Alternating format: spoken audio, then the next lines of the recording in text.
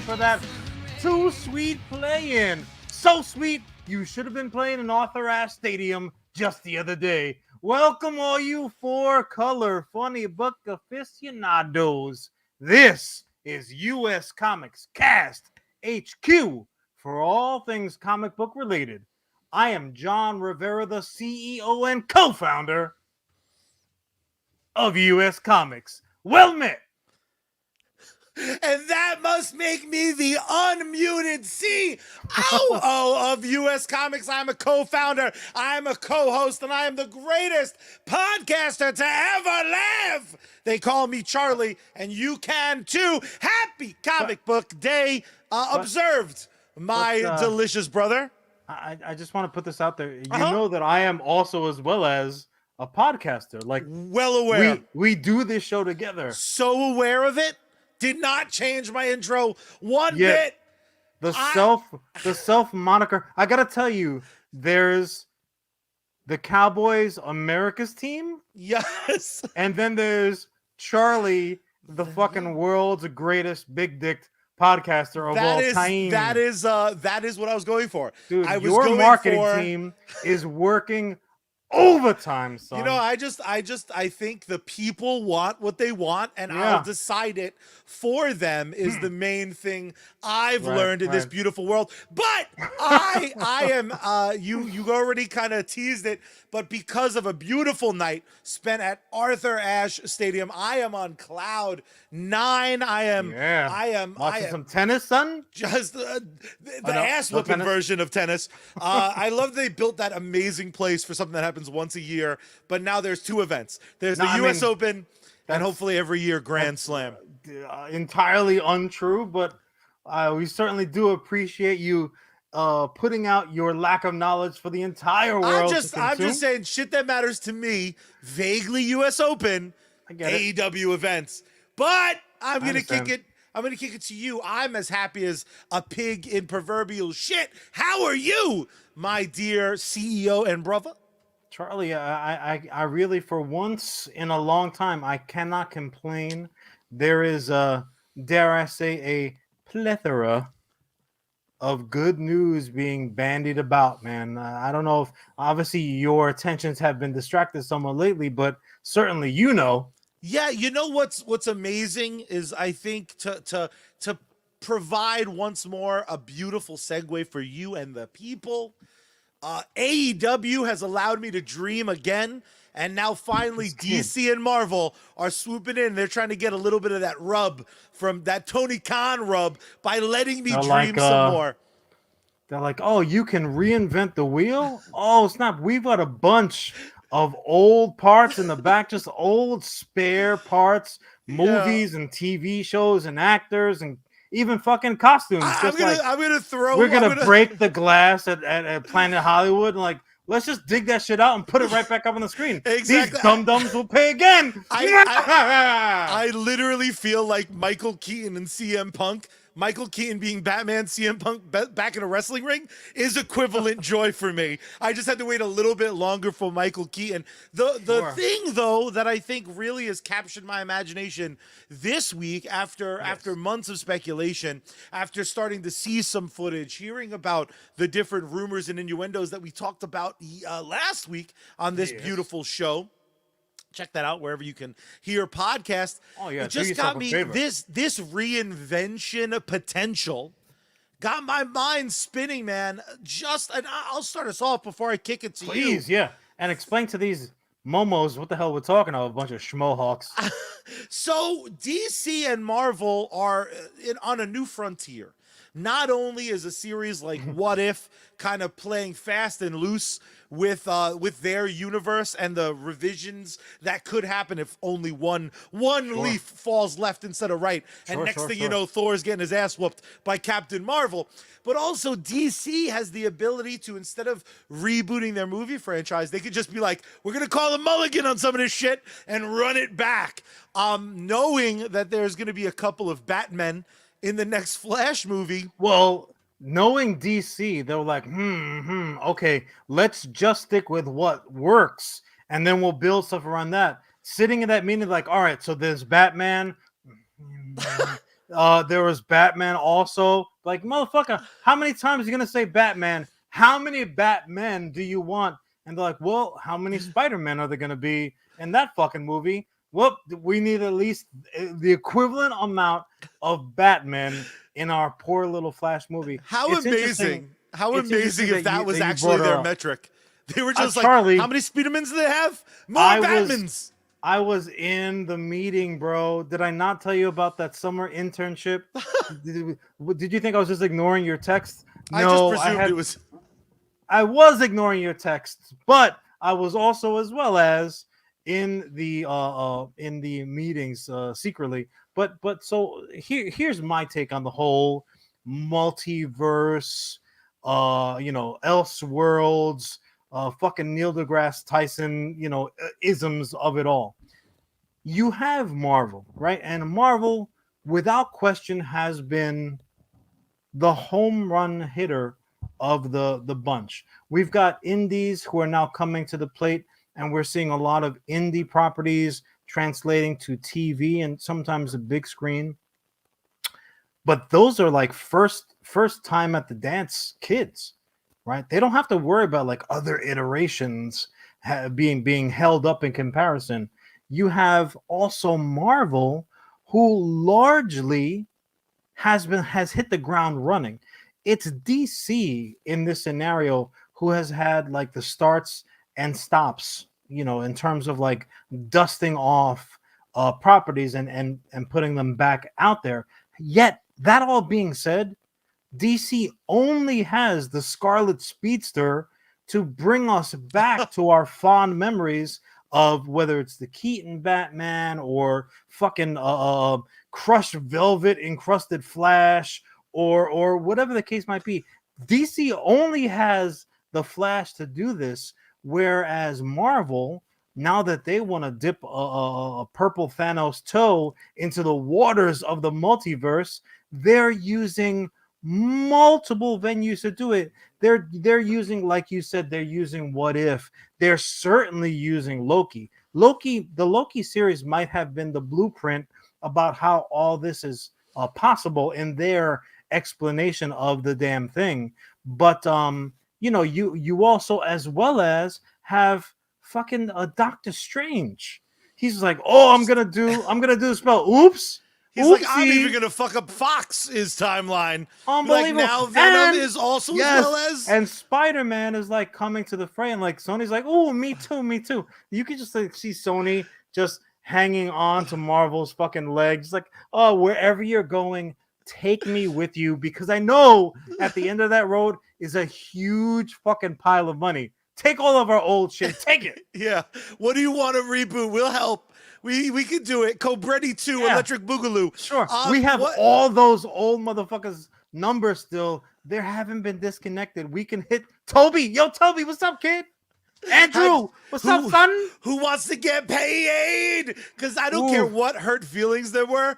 Fucking the kid from that 70s show would be like, I'll be Eddie Brock again. What do you want to do? Let's do this. A Topher, he came out and was like, he had jokes. He knew his pointy tooth having motherfucker was not showing back up again. He was like, I don't know, maybe. It would be great if they did like a 70s based Spider-Man movie just to bring him in as Eddie Brock. Honestly, that would be worth it just to have Red show up and be like, get off of that spider web, jackass. Fun fact, Red as J. Jonah Jameson. I think we just figured out how to do a revival of that 70s Except show. then you would have to have RoboCop kicking the fucking door to JJ's office and be like, you're coming with me, punk. In the world of the multiverse, bro, anything is possible. RoboCop in the comics, he fucking crossed over with everybody. But Charlie, I gotta ask you, I know obviously you've had been very busy gallivanting around to wrestling event after wrestling event, but have you caught some of the rumors? Because obviously they have tried to be as tight-lipped as possible, like especially for the Spider-Man flick. Like, no, we're not doing a live action Into the Spider-Verse. I swear to God, that's not Spider-Ham at all. That was our lunch. But I mean, for the most part, they've been Star Wars level secretive. So I mean, have you caught some of this? The rumor mill from last week is still spinning. Have you caught any of its cast off. My big problem is I turn to Reddit far too often for these rumors. And Reddit, you hear a billion different things. Yeah. I do know some of the So I was stuff. like, oh shit, that sounds amazing. Oh, I wrote that. Oh, I posted that. My bad. That was bullshit. I do know some of the stuff I've seen has gotten me Throw it out there, very throw it out there. excited. So obviously the big reveal from last week, I think it was another image of Michael Keaton's Batman suit, but it had like a nice Watchmen-esque blood stain on it. And did you catch the spray painted rubber bat suit with the Flash symbol? oh my over it? god, Like yes. they're not even pretending anymore that Keaton's not going to be there. Like Yeah. at this point, if Beetlejuice showed up, I wouldn't be surprised either. I'm like, I knew he was on set. Fun fact about I almost called it Into the Speed Force. I just don't know if that would have been too deep of a cut, but the new Flash movie is actually a low-key reboot of Multiplicity. It's just going to be like 17. Michael Keaton is actually playing all I'd the sign up extra for that. characters. He's playing a couple Superman. There He's are playing a couple versions of definitely Flash. a few Flashes, like as the Flash progressed, like he's just got more and more like just wall licking, hat wearing in the wrong inside out level. No, I can definitely see that. I caught Charlie. Let me put this one out there. Maybe you saw it, maybe you didn't. But you know how when there's storyboarding, which anyone who has watched the behind the scenes, making of like extra DVDs that Charlie got for like $1 at fucking Blockbuster. Charlie put them out of business himself. So there's storyboarding, but then now, especially with all the CGI work that's done and youngifying people up, like doing the old Netflix special effects, they do what they call that now pre-visualization, and nice they do pre-viz for sure. Yeah, exactly. They do it in a number of ways. They do it with illustration. They'll do it with computer generated images. Sometimes they just fucking do it with little action figures. Like, hey, put this guy over here, and like then you're thinking, I wasn't playing, I was pre-visualizing. That's what I tell my girl that when she catches me in the bathtub. I get it. Just a whole mess of action figures. I'm like, these are Dark pre-viz, Helmet. baby. I get it. We did not see you playing with your toys again. But that being said, I caught one such said pre-viz, and this was fucking for the Strange movie. So the way I see it, even though you do have the Sony Marvel studios of it all, fucking Spider-Man is gonna be a direct lead into Doctor Strange 2. Like, there's no doubt about it. Granted, there's gonna be people that are in the flick, one flick that are not in the other. But in terms of like the continuing story line of it, there's no question about it. But there is what was clearly a depiction of a youngish but bald Professor X in the classic uncanny X-Men, like Jamaican bobsled team version of his chair.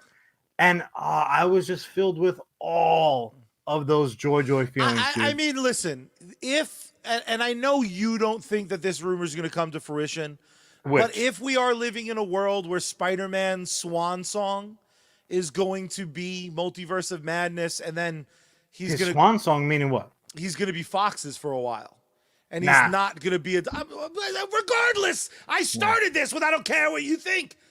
If you tell the people that, like, oh, we're losing Spider-Man, welcome aboard, my X-Men, people aren't going to be nearly as upset if they see, Logan popping up and that whole crew. That is a way to displace the weight of a Spider-Man. I mean, clearly Marvel has to integrate the X-Men. I mean, that's a given. Now, a naysayer might say, oh, of course it's gonna be fucking Wolverine, and then he's gonna show up in every team and blah blah blah blah blah. I personally do think Professor X being the gateway, so to speak, to all that is the clear best way to do so. But in no way do I think that we are going to be seeing the last of Spider-Man in the Marvel flicks. Matter of fact, Charlie, I will come back over the top like Venus Williams at your previously mentioned Arthur Ashe Stadium. I'll say this: I think it's far more likely that we're gonna get Venom and the rest of that Spider Verse, Spider World, whatever the hell Sony's calling them. I think we're gonna see more of them crossing over that webbish bridge into pure Marvel content. That's what I think, especially when you Yeah. have heavy hitters like fucking Venom and Carnage and the Sinister Six, and it's just far too good of an opportunity. I suspect that they dislike the Fox decisions enough that they don't want to play in that sandbox. But coming from our Facebook comment section, our boy Craig asked us how we think what we're liking about What If. And I do think What If is a little bit of the testing grounds for what they're going to do moving forward. What if not a played out multiverse? Yeah, Like that's you picking up a book and trying to decide, is this worth the purchase? And then you do like a quick like you can just flip through the pages like, oh shit, oh shit, oh shit. So yeah, Craig, if you haven't been here for a little bit, Charlie was infamously anti What If, and it took some real that first episode salesmanship stinks from John Boy here to bring him back over to the light side of the force. Sometimes Anakin will tell you, bro, sometimes you gotta go Vader. Charlie broke bad. He made a couple of mistakes, but he was redeemable, man. Now he's just a force ghost. Look at him. Just look at him. So to jump back over to the rumor mill, a big one Yes. I read this week was that Flashpoint is truly in essence leading, and this really blew my hair back a bit, into a new 52-esque era for the See, DC universe. You gotta ruin it. Always gotta ruin it. That's Charlie's job. I'm sorry, but the things that make it kind of hold water was it does allow kind of year one stories to modify what's preceded it. Meaning, Gal Gadot, I don't think we're going to see not rocking a lasso for a while. She's one of the shining stars of the DC cinematic universe. Though But she was muddied up a little bit with that last Wonder Woman flick. and Let's be honest. I think that last Wonder Woman flick may have convinced them to be like, yeah, let's just say she's been around for a year in 2022. And almost not throw away, but kind of ignore. Ultimately, that's what New 52 did. New 52 kind of I'm the aware of heroes what kind of popped up. New 52 did, and it failed miserably. So I personally, I disagree. I don't think they're going to be borrowing from New 52 at all. Because look at what they're doing. You don't want lines in everyone's costumes? Yeah. Sorry, Jim Lee, that was terrible. Look at Robert Pattinson's the Batman movie. That's not New 52-esque. That's more so like look in the rear view mirror. What it seems like to me more so is in the same way that a Superman Returns could have easily been either a sequel to the Chris Reeves movies or Smallville. Like it was one of those things where like you could plug this in either on this route or that route and be just fine. Truly, it was that opening credits version of it. But it's interesting. It's interesting that Brendan Ralph came up because one of the things that Marvel has done unapologetically was have the same actors play different Marvel characters. Yeah, and they were like, nah, don't. Oh yeah, you remember Chris Evans as the Human as the Human Torch? He's Captain America now. We'll just run with it. And our boy Paul, the cousin Paul, the famous Fantastic Four lover that he is, he knows it best. But yeah, they fucking hit the ground running. Like, nah, he's Steve Rogers now. Don't worry about that other shit. Now this gives him an opportunity to look back on all of that other content. Yeah, Sergeant Finesse. Yeah, we're on Twitch. That's right. We're everywhere. But it gives them that opportunity to pick and choose all the little things that they want to use. So again, DC, they've had more hits and misses, but just really quickly because I know we're up against the clock. Some of the things that I've caught wind of as like a maybe a possibility. Again, we've covered it very thoroughly. We know Keaton's showing up as Batman, as the rubber clad Tim Burton Batman, but also as well as Charlie's favorite Batfleck. He was the bomb in Phantoms, yo. We know that we're going to get thick-necked, big chesticled version. Ben Affleck's version of Batman is also as well as going to be. So the Snyderverse We're does gonna kind get of a body count. Snyderverse is kind of, it's got a little bit of a pulse. I say put it to bed, bury it, and don't look back. But also we're gonna be getting potentially, and this is one of those things I would have lost money if Vegas asked me. We might be seeing fucking Ray Fisher again as Cyborg. What? Really? I mean, Really? I just feel like he did a great job of. I'm not saying anything he said wasn't justified, and I don't want to get into that for this on segment. him. That's I do think he did an expert job of like, I'll play Cyborg again if they apologize.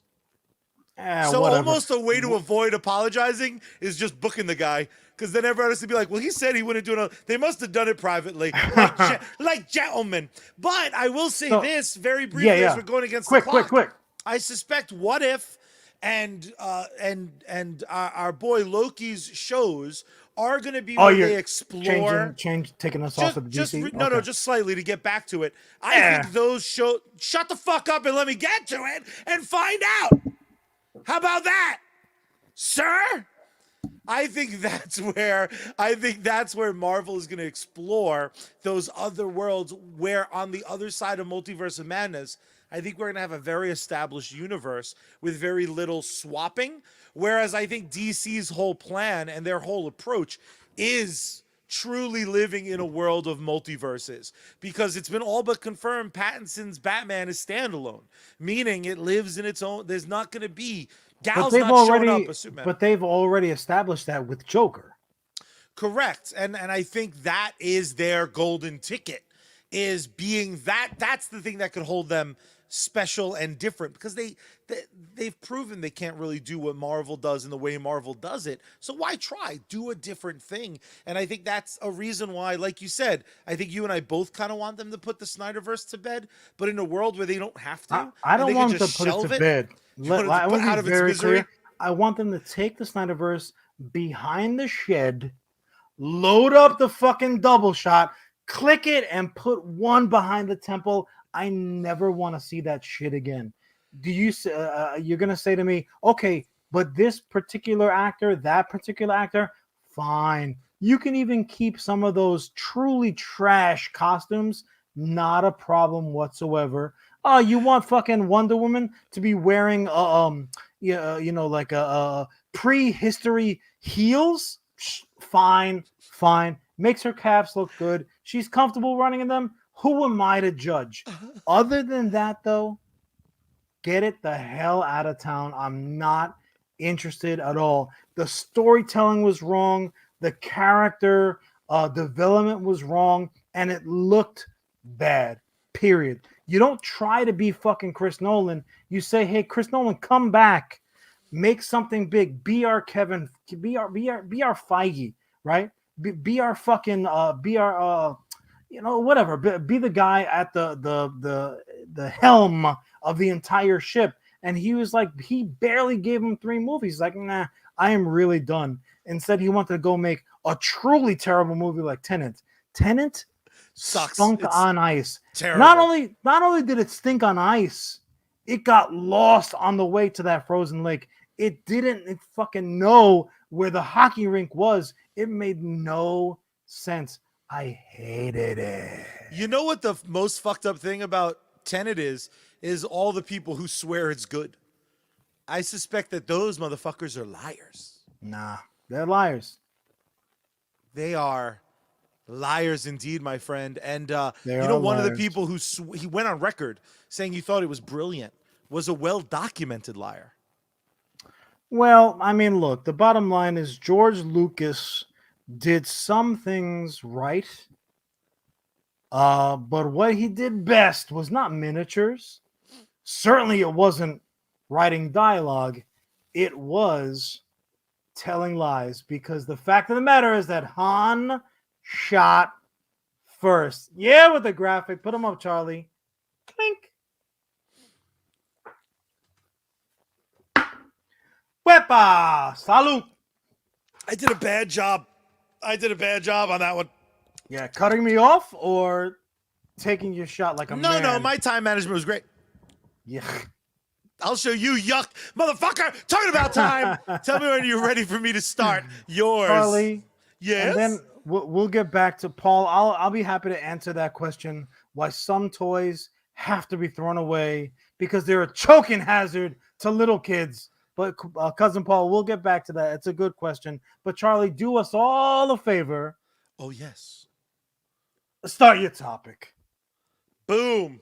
My dear and wonderful brother, my handsome friend. Actually, I gotta It's your- intercede. I thought it was Isn't your my topic first? Yes. Charlie, you motherfucker. Just What? How did I trick you? He is selling it like he knew. Charlie don't know. Charlie, Yes. start my time. I did. You're 19 seconds in. Son of a, and he's ripping me off.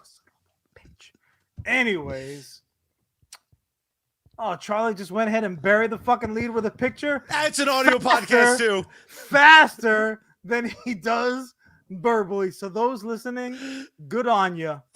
I gotta say this. If you are listening to this show as a podcast rather than watching the show in its video form, you're actually, for once in your little lives, ahead of me. Because this is exactly what I wanted to talk about. Charlie, Yes. here at US Comics Cast, we talk about all things comic book related, do we not? Oh, we do. And naturally, that would mean that we talk about comic books, Correct. I love them. 4 color funnies. but also as well as we talk about the comic book movies, don't we? Oh, hell yeah. And once we got that done, we come back to the drawing board and we talk about comic book TV shows. Oh, that is also correct. We talk about comic book video games. I love them video games. Damn straight you do, Charlie, but also as well as there is another forum that we do not get to speak about here at anywhere near as often as we should. And granted, that's mostly because of the content that's out there. But Charlie, I got to talk to you and all the good folks who are with us today about one such entity out there, and that is none other than that pale, crazy-haired motherfucker. Ooh, baby. Ooh, Neil Gaiman's The Sandman. Now, if you go to Audible, you can find chapter 2 of The Sandman. Neil Gaiman's The Sandman.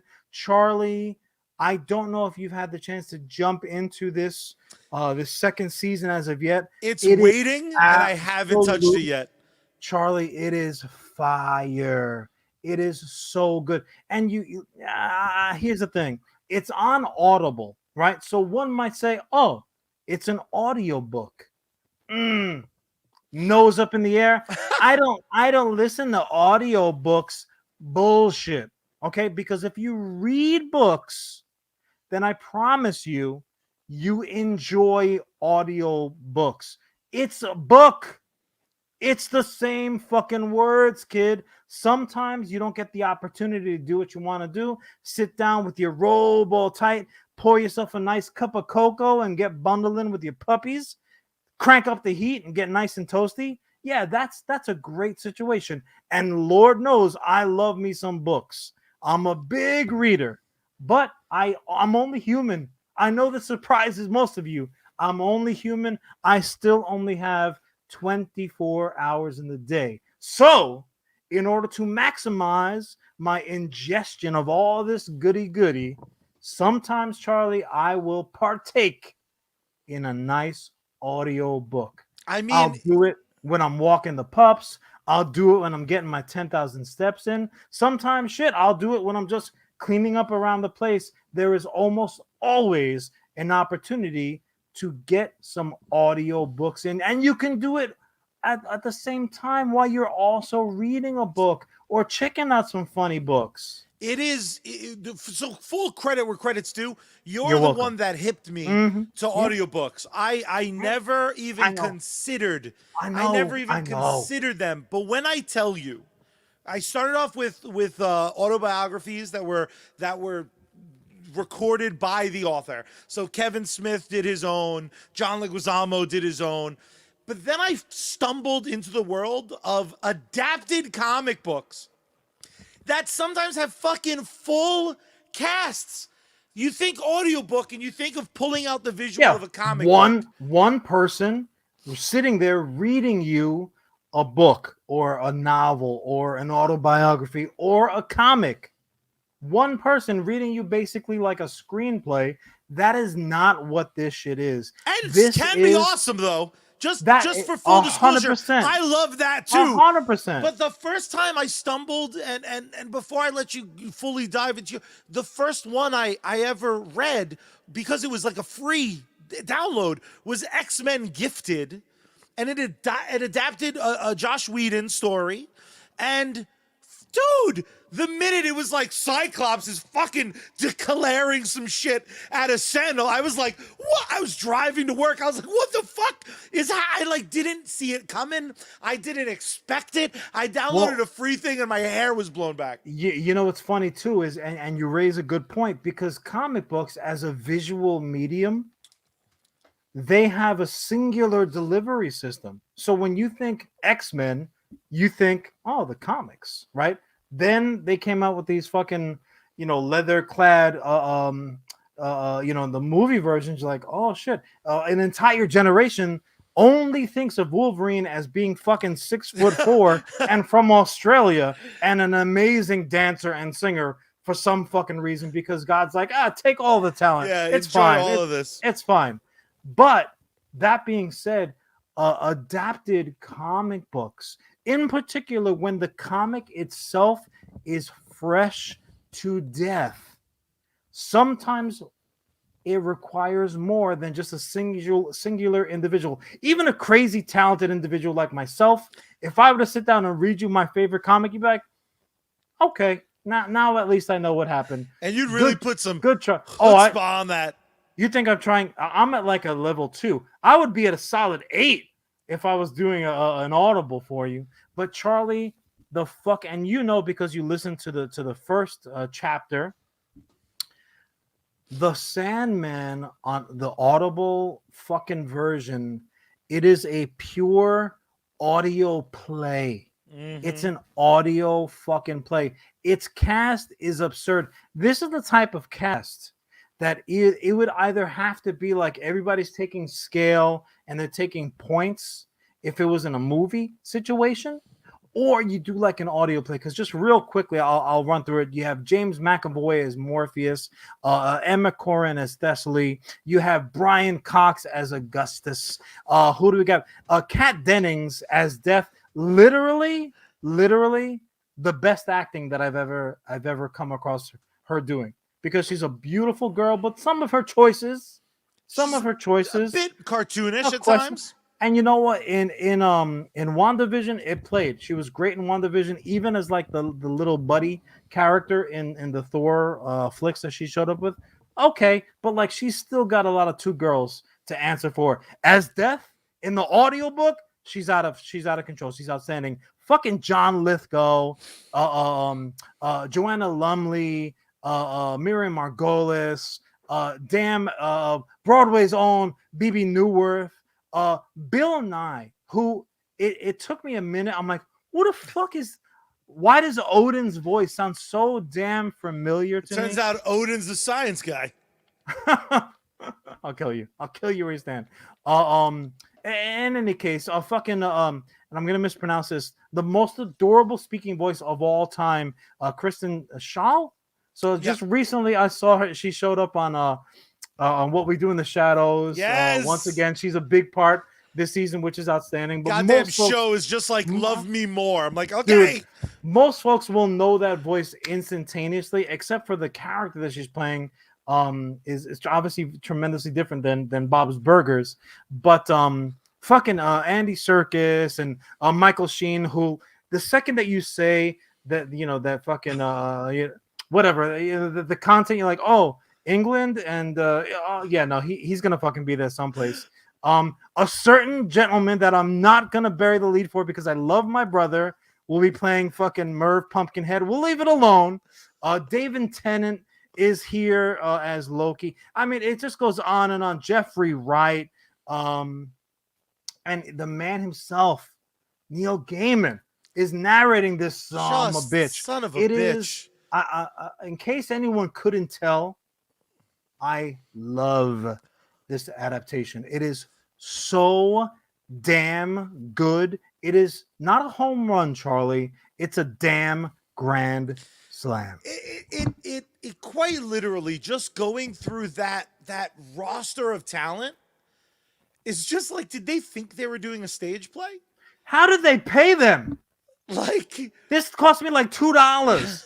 How did my $2 pay for all that talent? I just feel like someone somewhere was trying to, like, the year-end taxes. They were like, shit, we made a lot of money. How do we spend our budget? If we don't spend it, we lose this budget for 2020. It's do something quick. It's like the fucking debate, like new chairs or a new printer, or do we just put the Bangarang cast together for fucking Sandman's audiobook? Like, I guess we'll hire fucking everybody. Like, John, you play the trees in the background. I'm a distant train. Charlie, just you're ambiance. the wind, and Charlie just shows up. How much am I making? 50,000. Be like, it's not a damn sandstorm. Be like, I'll give you guys options. I refuse to leave the booth. What do you want? Late September, fall is coming. Hold on, I got that in my repertoire. I have the quarterback sleeve with like plays with notes of like different seasons. Like, it's more of a high pitch swirl. There is like Tropical Storm Sandy. You got it, son. I got it. Our Facebook chat hit the nail on the head again. To even just hear the lineup of talent invokes goosebumps. It's out of control. It invokes goosebumps. Oh, see, I thought Jim was saying that he particularly loved the audio version of Goosebumps. That's where all his Audible credits go. I feel you, Jim. I see you, bro. We can wrap up the show. That's as adorable as we'll ever be.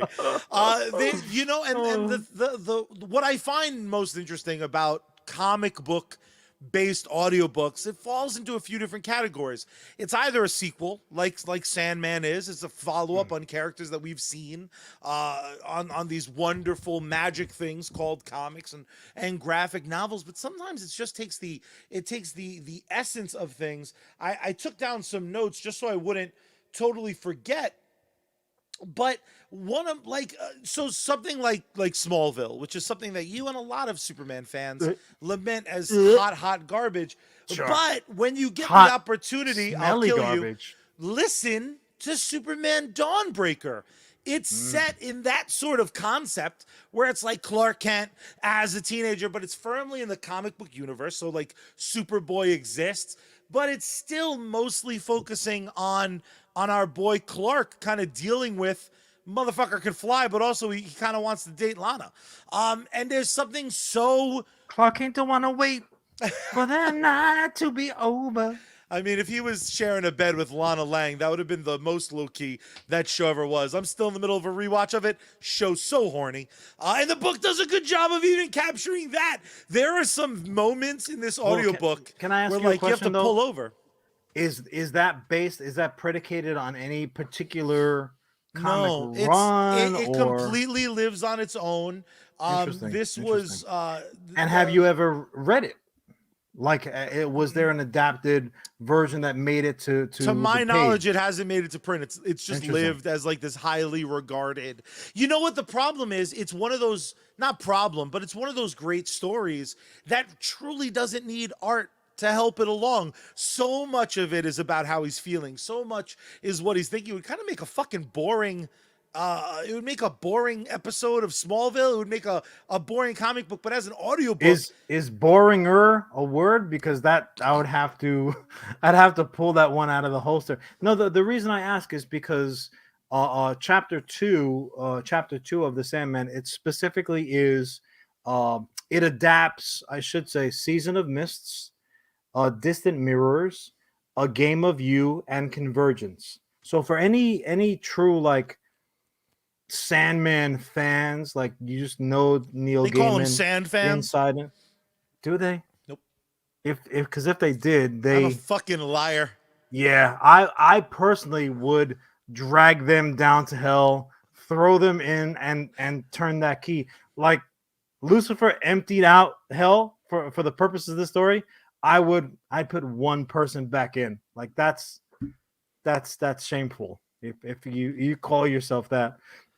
But and again, anyone who's been with us for more than a few episodes know that we have one degree of separation from Neil Gaiman, because friend Ashley Reyes, who appeared as a created character for the most recent and unfortunately thus far final season of American Gods.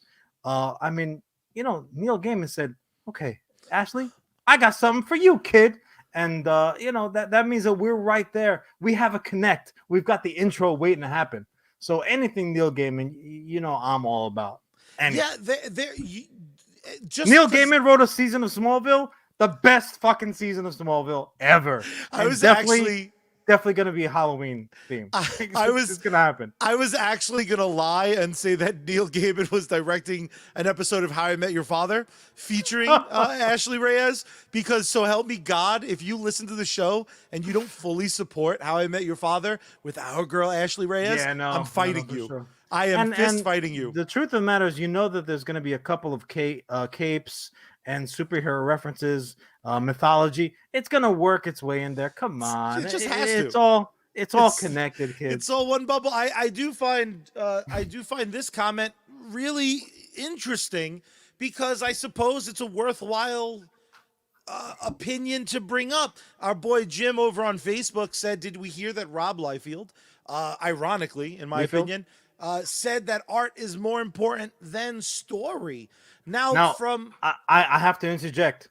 I've always known his name as Rob Liefeld, but if this motherfucker says that art is more important than story, then it should be Liefeld, because that's some lying ass bullshit. You know what? You were also lying when you fucking drew Captain America with his chesticles on a second page. That's I'm one of the worst insulted by how he draws feet. Images. Forget about the tiny little pointy feet. Forget about them. Like, forget about the millions of pockets. And Rob Liefeld has done some stuff that I'm all about. Totally. Granted. But that is some dumb ass shit. If I see him at New York Comic Con, I'll tell him so. And Jim, if he calls you a liar, I'm coming for you and George Lucas. I do think one thing that's fascinating about that conversation, not only that so many pouches, I think there is something to be said for a lot of people in comic books. Art does come first. But what's beautiful about an audio book is that you do not need the superpower of being able to read. Like, if audiobooks were that common, my friends who have kids, I can't help but insist that they have their kids listen to some of these amazing stories, because again, it's, my buddy Sean's kid loves superheroes, loves Venom, loves Spider-Man, loves Batman, loves Superman. It's hard, rightfully so. It's hard to get him to read a 22-page comic book because the kid is still learning how to read, and his dad can't always take the time to really give the sort of performance that you clearly do when you read a comic. You raise a good point. Thank you. How, and it's rare. I'm just as surprised as everybody else. Charles, damn it! Believe me. Giveth and taketh. But I'll tell you this: how other than a comic book movie or TV show, how do you share a comic book? You read a fucking comic together at the same time. So especially when you have two people that take a fair amount of space, they need their own personal space, maybe a little bit, a little bit, don't touch me, a little germophobic, especially in these COVID days. Fuck, you can sit there, you got a long distance drive. Fuck, throw on an audiobook, man. You guys are listening together. You and your lady, or you and your, your opposite love, whoever the hell it might be. Maybe a fucking stranger, perfect stranger. You're on the bus, crank it up. Everybody, I'm sure, is gonna be a fan.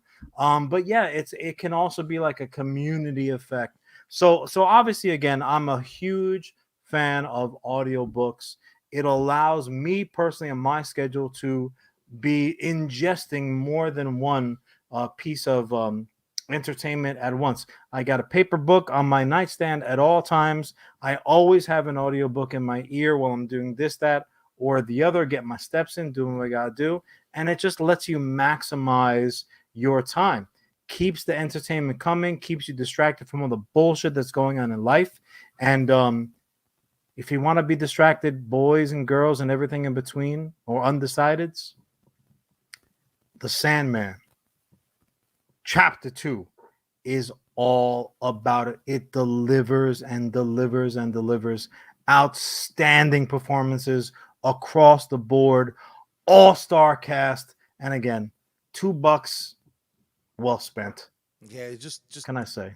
Cannot go wrong. Now, I find it interesting that you take such a active approach to enjoying your audiobooks. Like you're saying, it's while you're doing other things. The reason I haven't listened to it yet is because I treat it very much like my own personal bit of theater. I kick back and I enjoy it, and I fully let my brain create the visuals to go along with it. So Sure. it's, for me, it's like a very, very and don't get me wrong, obviously when commuting was still a big part of my life, that's a great time. It distracts you from how much I hate traffic.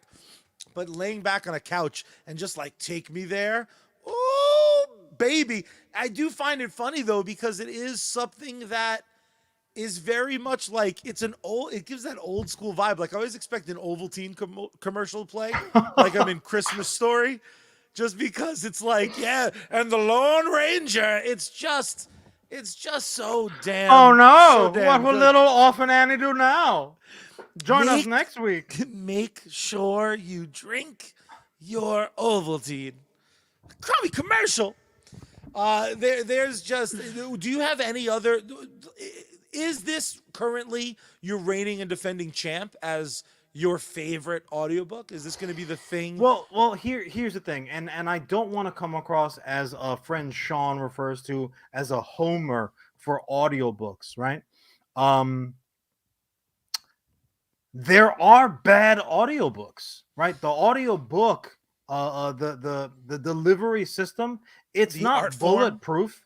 It's not above any chastising when something's done poorly. If you have, I don't care how good the fucking, I'm gonna look it up too, so don't mess it up completely. But if you have great content and you have a bad narrator, then it's not going to be a good audiobook. It's still a good book. It's still good content in terms of you can't take it away from them. But if you have a bad fucking narrator, forget about it. You're okay, well, this is just not going to be an audiobook version that I'm going to be able to get behind. I'm just going to have to, I'm going to have to grow up and pull my pants up high, and I have to make the time to read this because the audiobook version is not going to get it done. And specifically, and I hate to do it because I'm a fan. Otherwise, I'm going to look up her name right now. But Quentin Tarantino, as we all know, is scarily soon approaching his final movie, right? He promised 10. Yes. That was going to be his cutoff. And Charlie mentioned last time around that he might be doing a quick little politician's take on it. Be well, Kill Bill Part 1 and 2 is really just one movie, so I can still put another one out, whatever the case might be. But Quentin Tarantino is also a very gifted writer. Anyone who has seen the scripts that have become his movies will let you know his scripts read like books, like a good fucking book. and he went ahead and he gave the novelization treatment himself, just like Del Toro did for Shape of Water and some of his other content. He gave us directly the novelization of Once Upon a Time in Hollywood. Great book. It's coming out. I highly recommend you guys put it on your Christmas or holidays, I should say, wish lists. But he went ahead and did a novelization, or I should say a novel version of Once Upon a Time in Hollywood. Not a novelization of the movie. This goes above and beyond it. There's things in the book which didn't make it to the screen. So I'm all about that book. I'm like, yes, 100%, I'm going to get it. I caught a sample, just a sample of the audiobook version of it, mainly because it was available first. I would have been able to get the audiobook quicker, and I was just all about saying, like, well, this is like a bonuses DVD because you're getting extra content. Like, I'll and take another hour. Yeah. I love the original. I'm like, oh shit, show me some more hippies with hairy pits and dirty feet. Yes, I'm all in, definitely. And Charlie, the audiobook version was fucking nails on a chalkboard. It was terrible. You couldn't pay $2. You couldn't pay me $200 to listen to the novelization of this shit. It was not going to happen, and it just so happened that it was narrated by fucking homegirl from Hateful Eight.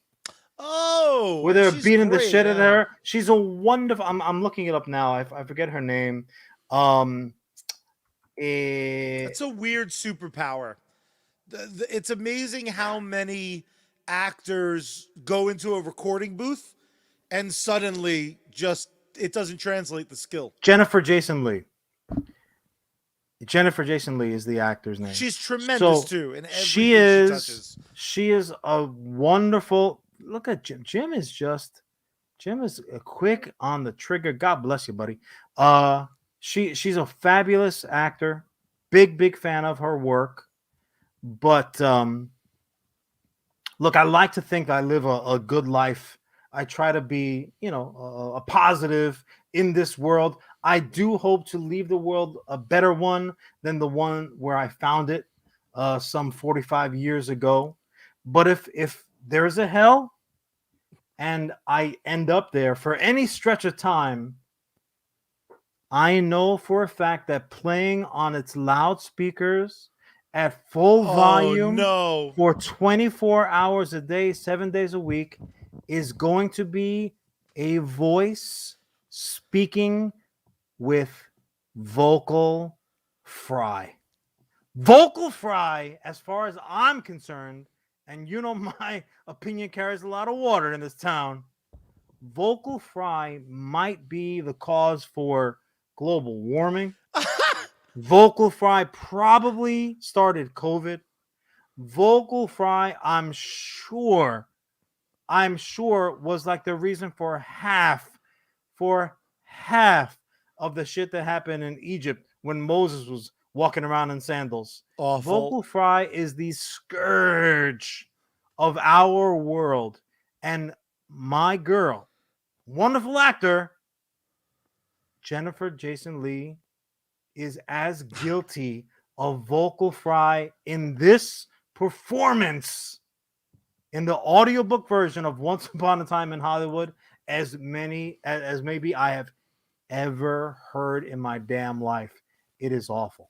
That is terrible to hear. One thing that's not terrible to hear, though, is just how damn good the audiobook version of Sandman Chapter 2 truly is. No vocal fry. Check it out today. Obviously, it's a banger. I cannot wait to fully lay on my couch with a puppy on my lap and another at my feet and just be taken away into this universe I love so much. But another way I like to kick back and relax with my puppies is that beautiful music in my ear, also featuring no vocal fry. And I like to kick back with one of my absolute favorite bands of all time, and that, of course, is Bad Mary. You can find them over on social media at Bad Mary Band across all your favorite social medias. You can support them financially over on patreon.com/Bad Mary. You can find them wherever you listen to music. Guess what? They're streaming. You go to the website, badmaryband.com, buy yourself some stickers, some t-shirts, some CDs, and you can find out where they're performing. Now the world's opening up. They're hitting the action, and they're hitting it hard. John, let's keep paying those bills. Who else is supporting us this week? Damn straight. Credit where credit is due. Our other sponsor, it is Sergeant Finesse. You can find him gaming on both Twitch and Facebook gaming, multiple streams every day, outstanding gaming content, supporter games, yes, co-streams, giveaways, sure, contests, why not? Don't be a sucker. Check him out today. Throw him a like, a follow, a share, why don't you? Consider becoming a supporter. It's a good idea. However, but also as well as, if you need to pick me up, follow the White Rabbit over to sneakenergy.com. Use code SGT at checkout if you're looking for some fresh new gear. Be brothers with Charlie because he'll get you some Diablo gear, but also as well as you can go over to geeksunleashed.com. Use code SARGE at checkout there. When the Sarge is on deck, you salute GG, son. He's got some wow going on Twitch right now. I'm co-streaming. My attention is divided. That's how good he is. I like that. I like that. Know what else I like, John? I like when you start my time. Charlie, start your time. Hell yeah. I want to stay in the world of Neil Gaiman, who absolutely created one of my favorite depictions of all time of a character or a potential actual guy who's existed for a long time. But Neil Gaiman's Sandman brought us an absolutely intense version of Mr. Morningstar himself. And that, of course, is Lucifer. That, not that surprising. I wouldn't talking about consider my horse in Red Dead Redemption. I am not talking about your horse in Red Dead, although Big Lou. What a great horse it is. I am talking about Lucifer, the television series that finally had its finality, its final season over on Netflix after being canceled and then uncanceled by the people, because damn did people love Lucifer. And I truly became a big Lucifer fan. Our comment section is asking about spoilers.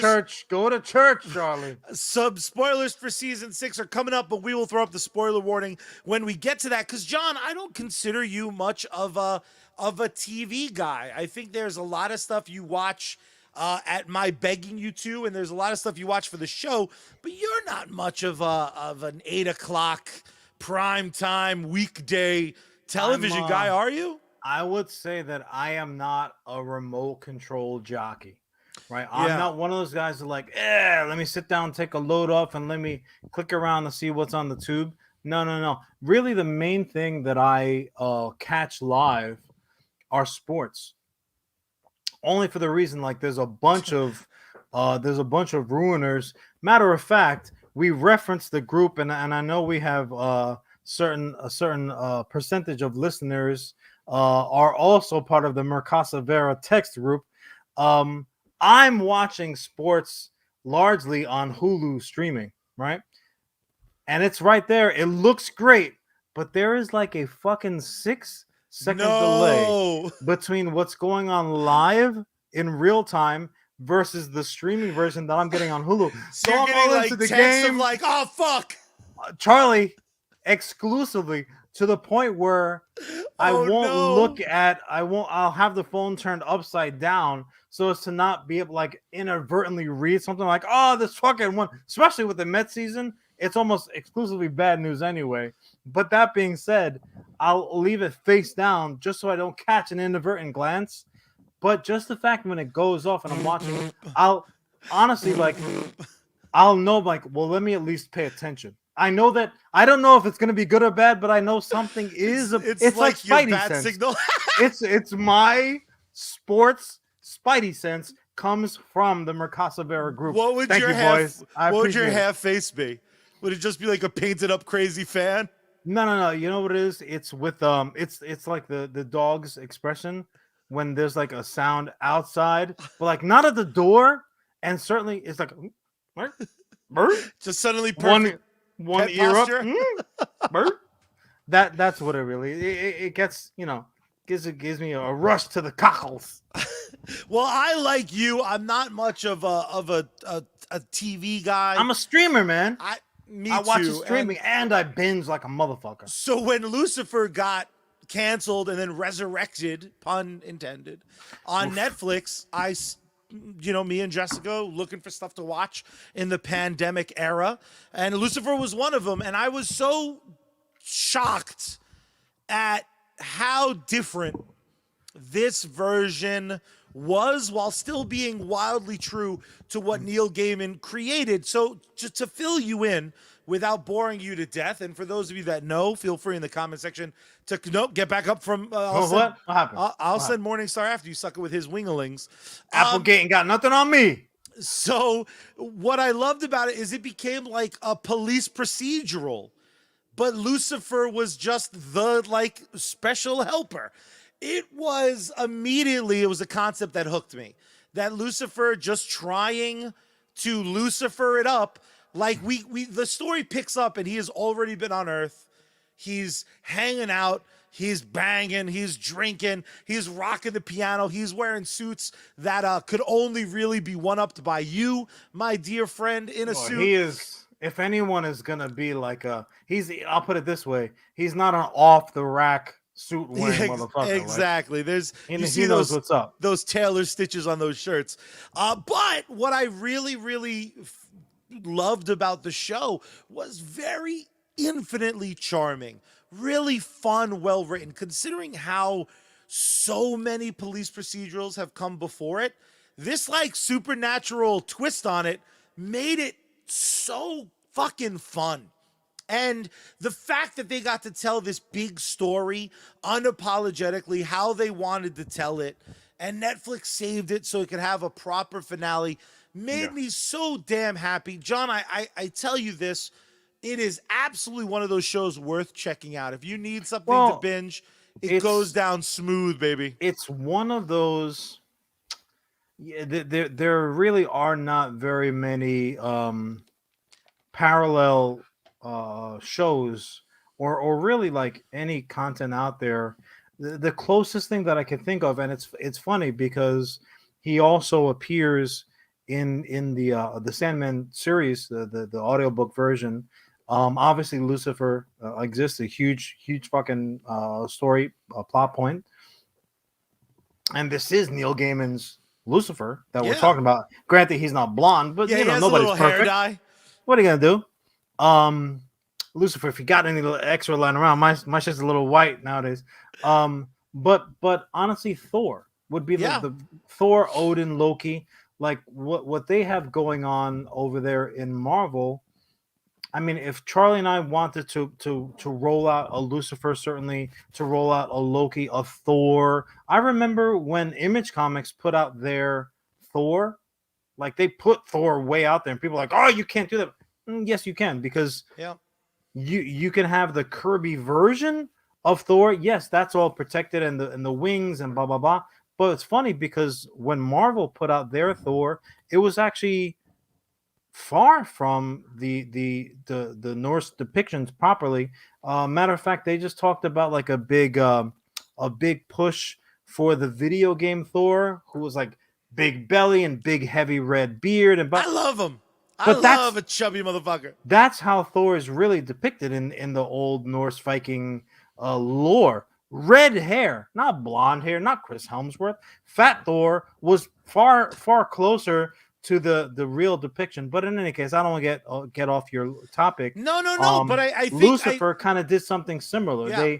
It's inspired by that comic depiction, and then they went off and they made it had its own dark life. And what I really loved about the show that went beyond the show itself, I enjoyed. I think the cast is wonderful. Again, just talking charm fucking city, right? So, but what I loved most about the show is the kind of proof of concept that we live in a world where you can take these comic characters and tell wildly interesting and wildly different stories. Sure. Not everything has to be cookie cutter, which is an accusation that comes out a lot now about comic book content. It's that all fundamentally ticking a few of the same boxes. Whereas this, again, it was CSI Miami, but also as well as Lucifer's there. So there's angels, there's demons. There's surprises. Exactly. And they all fit in this world, and they're crazy and sometimes silly, but wonderful. Now, what also came at the tail end of this for me, and this is where I will, again, I want it on record, absolutely worth watching. Sure. A wonderful journey, a fucking train wreck of a finale. And they literally felt the need for some reason to bust out everything I hate. Plug up them ear holes. Plug up the ear holes for the spoiler. I hate about comic books, or at least one of the main things I hate about some comic books, showed up with a force for this last season. Lucifer had a clone? First and first, mostly, kinda. One of his brothers was like his twin, and I let it slide. Well, the show had those early days of like creating the universe. God's like, you know what? This is fine. Let's just photocopy a bunch of these androgynous looking motherfuckers. Do you know what I think? There's no light yet anyway. Who knows what they look like? It's fine. Do you know what I think I hated the fucking most? Just real quick about his quasi-clone. And they did the soap opera bullshit where it's like, it was really Pete. Fuck you, show. First, fuck you. I gave you a pass at the time. Lucifer went into a coma? Oh, no.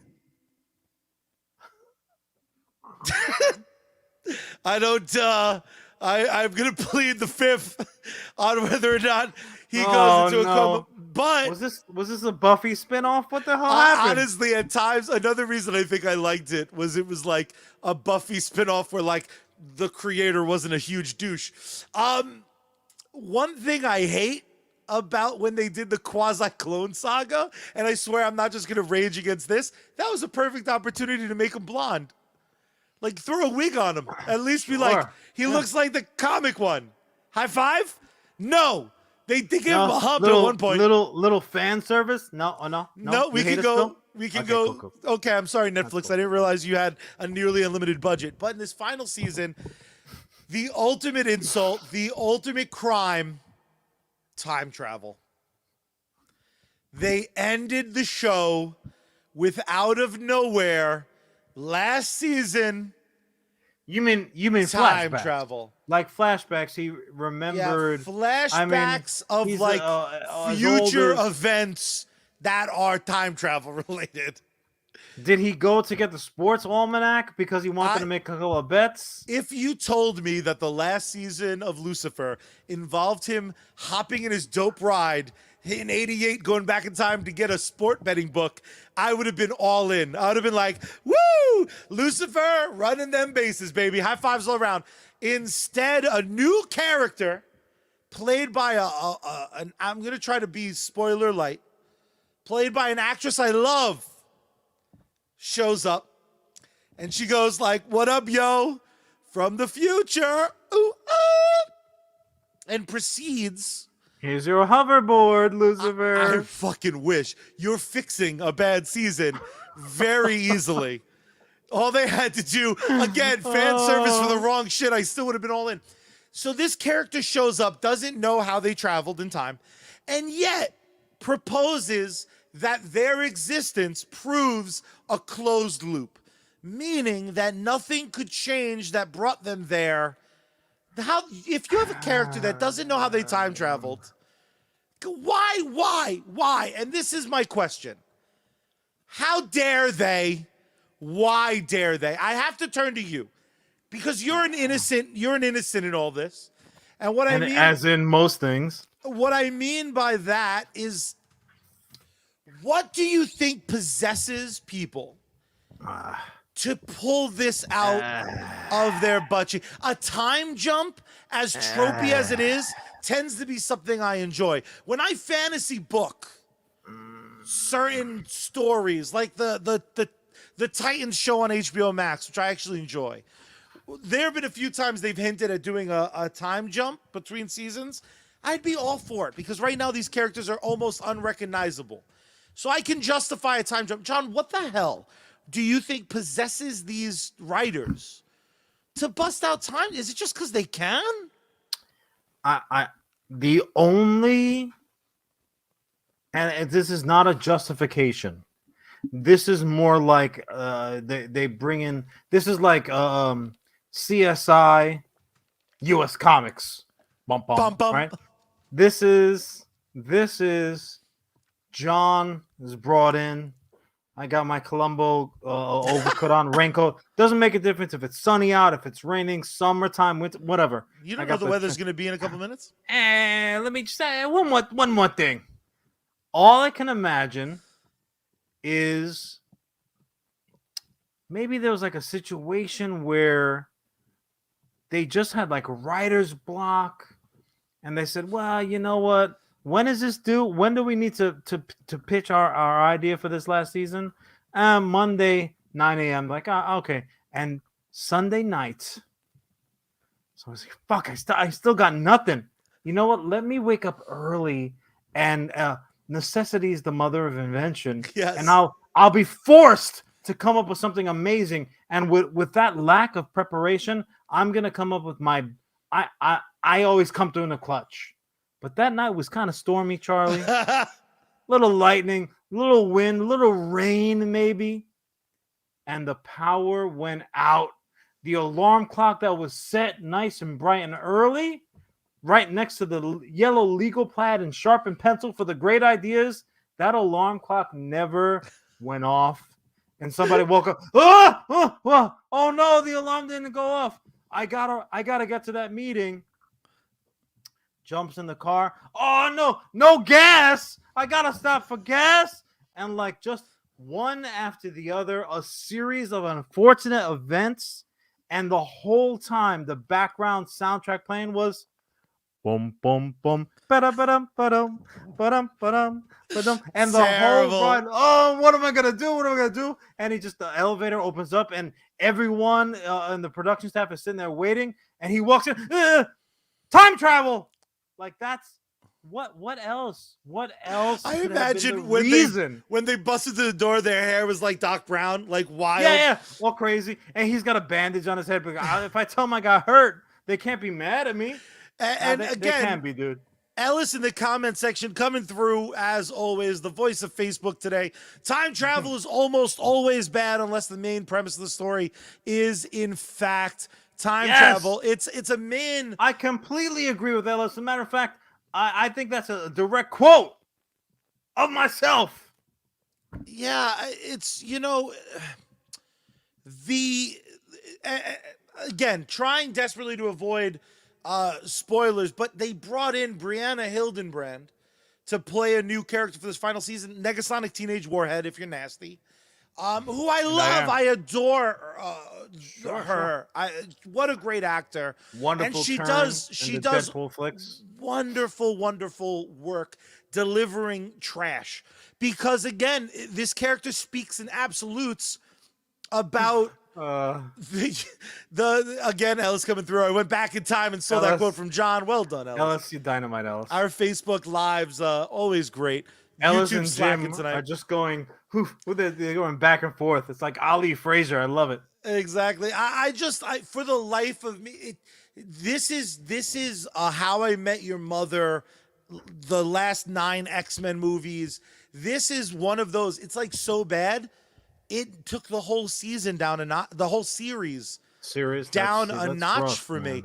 And again, it's bad. One of those shows eventually I'm sure I'll return to because I love background entertainment. That's kind of burned in my brain. But it was like a real wet fart of a finish. And that's not to say that the rest of it, I found a lot of the writing inferior. And it's so funny because, again, what started with me having this feeling of just being in love with these characters going left from center of where their comic origins started now has me just terrified again. Be like, no, just do the shit we know that works. Like, just do the comic book, but for really reals with people. Yeah. Because you think about all these characters. Yeah. And there's so many possibilities if you go outside of your comfort zone. What were you going to say, though? I didn't mean to cut you off. Well, no, I was going to say what I think is very interesting in the comic book forum is when you have established entities, right? Uh, a Lucifer, a Thor, an Odin, a Loki, a Balder, um, and now you have them interacting. And God knows, no pun intended on that one.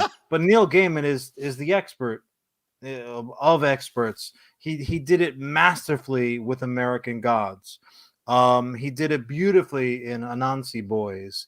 But also again in properties like the throwback callback Sandman, and obviously that's where this version of Lucifer is inspired by his appearance in Sandman. But the usage there, this version of Lucifer that wrapped up on Netflix. This is a version of Lucifer that interacts with Constantine. That this is a character that even though it's published by Vertigo, I'm like these are crossovers. Now, when you take that out of the equation, it's just another old scratch story as far as I'm concerned. So when you say to me, "Oh, they muddied the water, so to speak, by kind of like introducing things like time travel," Charlie, I agree with you wholeheartedly. That's a terrible device, a goofy device, especially when you didn't have any um, adaptation material to like have to worry about being faithful to. Like they could have done anything if they could have fucking vampires, or like you could have done fucking anything that you wanted to do. So saying that this is what they chose to do is I don't know if lazy is even the right word with it. Honestly, just the fact that you said that, and obviously I'm not a devoted watcher. I've literally seen 0 seconds of this content, but just the fact they said, "Oh yeah, last season, the finale season, they introduced a new character." What? Introduced a new character? That's like the fucking butler did it, and you never met the butler until the last scene, and the butler did do it. What the fuck are you talking about, Lucifer? And again, if it was anyone not as talented as Brianna Hildenbrand, I think I would have been even more pissed. Like at least with that, it's like a friend came over, and I'm like, Not about the actor. It's not about the actor. It's about the content. It's just and again, I'm glad that you and the online chat here are kind of taking it back, because there's just no version of it that can be justified. I know we've talked about it before. It's something that our company won't allow in our 4-color funny books, because it's fucking bad. It's bad. Yeah. 9 times out of 9, it stinks. The exceptions that prove the rule. 9 times out of 8. Yeah, exactly. Notwithstanding, it's so dangerous. There's so little to get from it. And truly, I know my feelings on it. Truly, I know how I feel about that trope. But my girlfriend, sitting watching it with me, kept looking over at me with almost disgust and shock. Like what the fuck are you making me watch? What was amazing? Well, no, because this started as a her show. This started as like she heard about it and she was like, "Shame on Jess. There's a comic book person in it," and I was like, "Go on." And she was like, "Neil Gaiman apparently created this character," and I was like, "Okay, that hurt my feelings a bit, but fine." Dude, the ripples across the fucking Atlantic. He's like, "Oh God, what was that?" Ugh. But what I found really, really refreshing was in this nerd bubble that we live in a lot of times, it's really fucking easy to have everyone just agree. And in this case, for about 5 episodes of that last season, was a lot of Jess turning her head to me and being like, what is this bit? When someone who has read a dozen comic books or less, like Jess, who's watched 5 or less time travel movies, turns to you and she's like, "This is dumb. This is like a special branded dumb." Meanwhile, she's also watching like Grey's Anatomy season 400, happy as a pig. You know, In her defense, the Sex and the City gals never time travel. yet they're doing another movie where they're going to get rid of the one hot one. It is possible, but like, what is it? The Downtown Abbey. So like, get in, losers. We're going back to 1652.